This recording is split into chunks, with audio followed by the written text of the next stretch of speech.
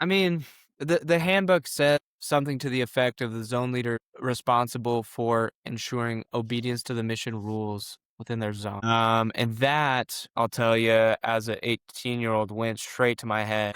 It was not effectively persuasive with many of the Yeah. elders in my zone. Although I will say, I was much better. I was much Thanks, better at my Porter. role, and Thank you for being vulnerably honest about something that's fascinating to yeah, and hear. honestly, that's one of my biggest regrets from my mission is that I tried to maintain power and influence by virtue of the zone leader is not even a priesthood calling, That's right.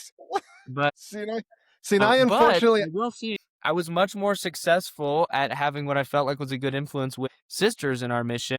I had I had elders that came to me and said like, "Screw you, you are the word." But I had sisters come to me and say, "Thank you so much for helping us. Like, we feel so included. We feel so like involved in the decision making of our zone at the zone conferences that you've been leading. Thank you very much." okay, but not to So I really feel like, not to pile on with this, but is that maybe part of the problem? Is that if an elder yeah. like myself felt like, okay, the zone leader's there to take my report, but he has no authority. I viewed our zone leaders as good job. Good job for taking numbers. That's it, right? I'm here under the Lord's authority to go out and do the work. If we're teaching that a sister needs, like, I only felt seen if a nominal leader gives me attention. Matt, that's what you're saying. That's part of the problem, right? That's what I'm saying. I'm saying it's not doctrinal. I'm saying it's cultural. And try being a young woman who says to a church leader, "You don't have any authority over me to tell me what to do."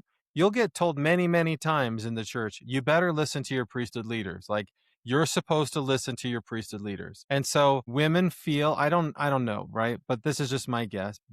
I would just call this sexism that's in the church, not in an overt like men are in charge, but in this the priesthood is in charge. And I think that the membership of the church doesn't follow that scripture that says authority doesn't come by virtue of the priesthood alone. And so if you are only maintaining authority, or you're telling your children that you have to just listen to so and so because they have the priesthood or they have that calling, then you're reinforcing these ideas that, in my opinion, are not doctrinal, and they lead to sexism because women say, "I need the priesthood in order to be equal in the church because I've been taught my whole life that whoever has the priesthood is in charge. Therefore, I can't have any say unless I have the priesthood." Whereas the scriptures are actually telling us the opposite of that. Just the fact that you have the priesthood gives you no authority. That's not where the authority comes from. And unless you learn to exercise the priesthood in the right way, you will have no authority.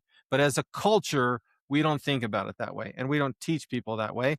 And I think that makes women say, "I'm a second class citizen in the church."